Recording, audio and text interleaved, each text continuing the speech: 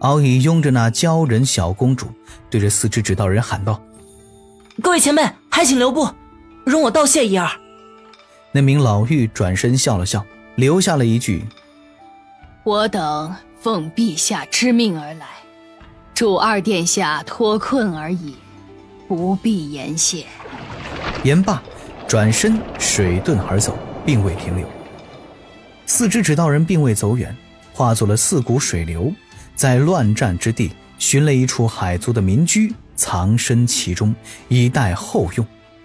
周遭依然有大批叛军朝敖乙此处围攻而来，海族兵将在各处阻击，敖乙一行也开始了移动。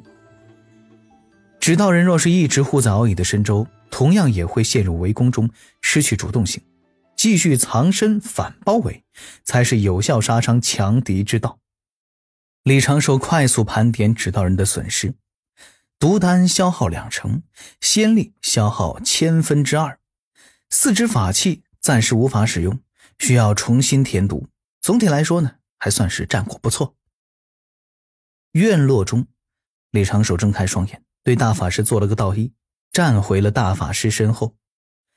玄都大法师此刻还在回味李长寿让指导人做的那些行为，大法师也能理解，无非就是处理残魂的手段嘛，就是这个。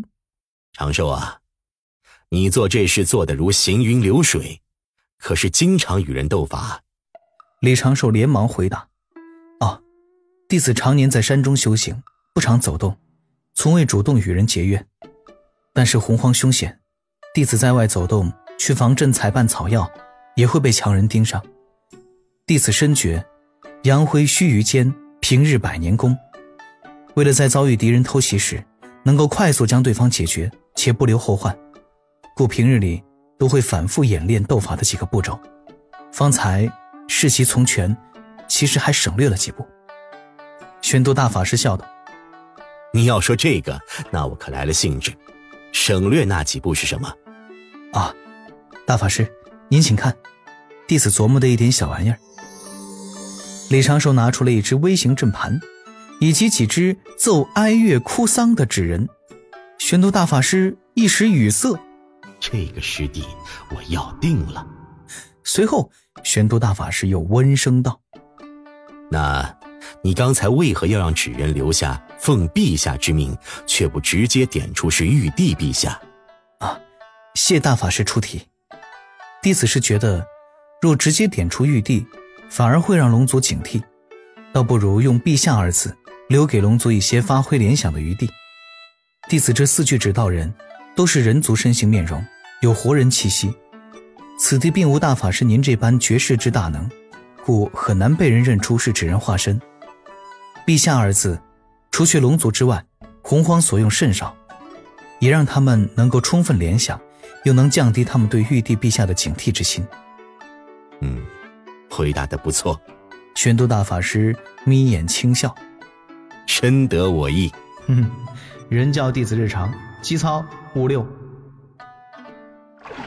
此刻那群海族高手护着敖乙朝着大城边缘的阵壁赶去，但此时这座鲛人大城已经被重重大阵包裹，乾坤都被隔绝，凭他们之力根本打不开阵法护壁。李长寿明白大法师并不着急出手，甚至若此地能撑到龙族高手前来，大法师根本就不会现身。大部分的海族其灵智要普遍略低于陆地上的生灵，而这些海族的性格也大多都是遇到困难就怕，微笑也不是办法。他们不断前冲，但敖乙深州的护卫反而还少了10多人，这让李长寿看得一阵摇头。海族难堪大用啊！待第2股叛军再次将敖乙等人围住，敖乙护着那鲛人族的小公主，抬头对着周遭怒目而视。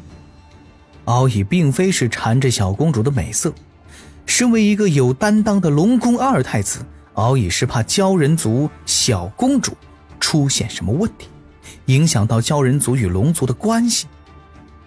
如今四海多事，鲛人族作为龙族重要的臣属盟友，哪怕是让敖乙与这个小公主和亲，来换得鲛人族的全力支持，镇压海族叛乱，敖乙也不会有半点犹豫。见敖乙再次陷入困境，李长寿的4只指导人再次现身。不过又一次纸人战术体系的表演，这一小股叛军再次飞灰。但是麻烦不止如此，叛军一方的主要目标就是敖乙，连续2波攻势没能拿下敖乙，暗中调兵遣将之人也立刻调整思路。宫殿处，那龙首老者全力奋战，时而化作龙躯，时而恢复人身，不只是被围攻，也拖住了叛军几名金仙。这位龙首老者只需要继续拖延下去，撑到龙族众高手赶来支援，他们就算赢了这一阵。然而那几名叛军金仙突然就抽出一人，转身朝着敖乙的方向扑去。龙首老者顿时大怒，化作一条1000丈苍龙，将那富丽堂皇的宫殿直接轰塌。这老龙立刻要去追赶那名叛军金仙，却被其他几名叛军的高手各自施展神通死死拦住。敖乙感觉到了那金仙急速而来的威压，轻轻吐出了一口气，双目之中流露出一股决然，将怀中的鲛人妹子推开，竟直接升到空中。催法凝神，敖乙当即要去找着金仙拼命。院落中，李长寿虽然很想吐槽自己的二教主血气方刚，但这般面对金仙境都能站出来迎战，也确实是难得。是个将才，将才。长寿啊，大法师笑道，这金仙境根基不稳，境界不牢，似是借来的修为，你可试试能否应付？这种金仙似乎是和当年袭击他们渡仙门的3节教练气时状况相近。大法师应该是在试探我的实力上限。李长寿沉吟几声，正色道，弟子愿意一试，但还请大法师多多关注弟子。善。玄都大法师含笑点头，随手对着李长寿一点，一抹仙光在李长寿的背上凝成了一只宝塔的虚影。这种玄妙道运直接护住了李长寿元神肉身，且迅速隐于他体内。大法师笑道，此乃防御至宝玄黄玲珑塔之威能，借你半个时辰，若无先天灵宝在手，大罗金仙也伤你不得。李长寿的心底念头流转，目光略微有些复杂，心底轻轻一叹，为什么只有半个时辰呢？这是真锁血卦体验版。且说正事，李长寿控制着4只指导人扑向敖乙，那老妪将敖乙瞬间摁住，3名指导人向前冲去，各自拿出棋盘大小的微型阵法，对着前方直接祭出。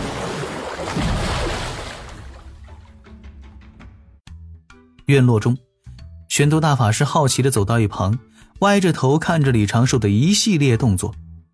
李长寿双手在脸上一阵揉搓，将自己的面容稍作变化，又拿出了一张薄薄的面具，将自己化作了一名中年男人的面貌。化形术进一步调整身形面容，几道障眼法自然是多多益善。不过这一切都是在转眼间完成的。李长寿左手反握赝品判官笔，腰间悬挂装有2颗灵丹级仙石毒丹心火烧的法器荷包，右手扣住2道金色符箓，袖中缝制的12只宝囊已齐齐打开了一条缝隙。要对付这种假金仙，哪怕我有锁血卦也十分不容易，毕竟对方是在那个境界，且极有可能还有文道人远程遥控。估计我这一次斗法的底牌要暴露个1/5以上了。若是能够及时找到对方的破绽，或许也用不了1/5。李长寿轻轻呼了一口气，体内仙力流转，一缕缕道运在他的身周盘旋而出，自在无为，轻易自然。周遭海水仿佛突然消失，李长寿长袍袖口在轻轻地飘舞，梳起道姑的长发略微飘飞。他刚要有迈步的动作，又扭头问了一句：大法师，弟子可否借您的名号一用？当然。宣都大法师眯眼笑着：随意便可。李长寿做了一个道揖，也不敢多耽误。那边的3道微型困阵，乾坤枷锁本身灵力就不足，已经快被那金仙突破，而自己的3只指道人能不损伤他也不想损伤。新版指道人做起来那是相当的费术啊。他的身形只是一抖，化作一股水流消失不见。宣都大法师随手对着背后一点，一只座椅凭空浮现，他一撩长衣下摆入座，俨然一副看好戏的架势。天地玄黄玲珑塔由洪荒玄黄母气凝成之宝塔，为3清之老子所得。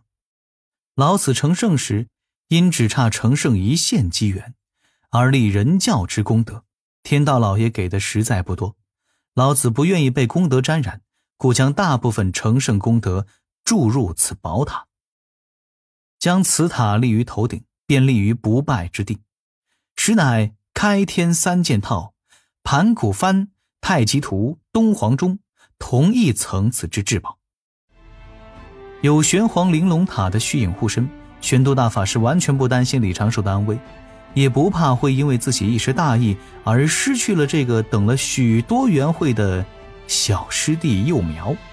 但是李长寿依然保持了9分的警惕，因为大法师告诉他的话语中有先天灵宝、大罗金仙等前提条件。虽然说大法师就在身旁，可万一那只亲一口12品功德金莲就能吸走3品的凶蚊子突然发难，自己又该如何应对呢？故李长寿在冲向敖乙时，已经是在心底得出了数条斗战方略，力求速战速决。第一步，虚张声势，固步一阵，以敌示弱，以真乱假。李长寿分心掌控4只指道人，本体迅速冲到敖乙身前，显出身形。他略微扭头，瞧了眼被老妪指道人摁住的敖乙，淡定的嗓音声传各处，说的却是：贫道玄都小法师奉陛下之命，特来相助2太子殿下。来，何方妖魔，还不速速束手就擒！玄都小法师。躲在暗中看戏的大法师笑得前俯后仰，差点连带着座椅都翻了过去。而那名气势汹汹冲来的假金仙境海族高手却是瞬间顿住了身形，目光之中满是惊疑，上上下下的打量着李长寿。这海族高手看得破障眼法，看得破化形术，最后看到的却只是一张中年男人的面孔。紧接着李长寿的身周涌出一股股道韵，有些惊人的气息冲海而起，但是瞬间归于安静。敖乙立刻察觉到了敌方与我方队友的实力差距，忙道：道友，还请与我一同躲避。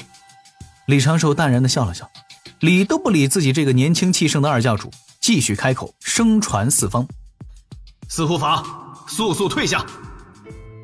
那老妪以及前方用微型阵法刚刚阻住那名金仙高手的3位指道人，此刻齐齐对着李长寿做了个道揖，道了一句是。这4具指道人施展水遁，迅速朝着2个方向散去，转眼隐而不见。此刻那名海族叛军的假金仙也反应了过来，那双眼睛盯着李长寿，金仙威压镇压而下。这家伙的金仙威压其实对李长寿造成不了太大的影响，但是李长寿一旦制定了斗法方略，如果不出现意外，自然会贯彻到底。他气息被压制，略微皱眉，自身表现与天仙境初期的炼气是相差无二。敖乙顿时就更担心了一些，而此时李长寿已经将那2张金色符箓贴在了自己2侧的手臂上。这是仙永符，激活此符箓时，可于瞬息之间将自身仙力暴涌而出，凝出绝强一击，极大增强术法威力。不止如此，李长寿暗中扣住了几只从未用过的绝字指导人。绝为绝技之意。海族叛军的贾金仙冷笑一声，骂道：区区天仙境，找死！哈哈哈哈，无知妖孽！李长寿仰头大笑，甩手将敖乙推向下方，暗中开启仙石夺丹心火烧的禁制，左手撒出一片白色粉末，口中大喝：一气化三浊！砰的一声，李长寿的身中满是白雾，这白雾一出，周遭探查而来的那一道道仙石立刻被屏蔽在外。下一瞬，白雾中走出了4道身影，齐齐施展了障眼法，也都是一般面貌，清一色的天仙境初期修为，各自拖着一面微型阵盘。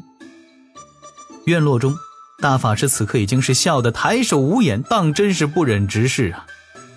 玄都小法师一气化三浊，这就是个人才，人教之动才。监制成人这道神通都快被这家伙玩出花来了。此刻敖乙的目光之中满是震惊。太清圣人的一气化三清，据说乃是世上最强的神通。圣人老爷直接化生出3个圣人老爷，横扫洪荒自然没什么问题。这个一气化三浊，莫非是人教秘法？最惊讶的自然还是李长寿的敌手，那名海族的贾金仙。此刻这位贾金仙对李长寿的4道身影怒目而视，心底泛起了一阵阵的狐疑，但是他的心念被血煞所影响，自然不会因为惊疑而后退。更何况李长寿根本就不等此人爆发，那4道身影已经齐齐冲了上来。这个时候就是第2步了，反虚为实，抢占先机，乱花迷眼，寻敌破绽。